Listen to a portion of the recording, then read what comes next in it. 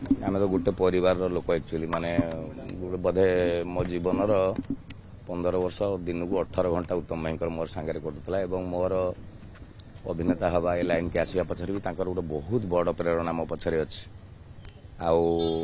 ए जगार जी भी केते उत्तम भाई देखी थे प्राय बोधे 99% समय आम सांगे था सब बेले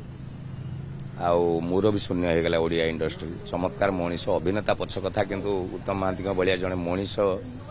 बहुत कम मिलती अनेक कथा तांको सहित अनेक अनुभूति सब कथा आज सब मन पड़ू एक्चुअली कारण ये अल्प दिन 10-12 दिन तले 10-12 दिन तो हेनी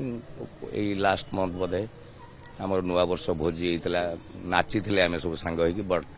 एत शीघ्र एत कथा हो जना ना।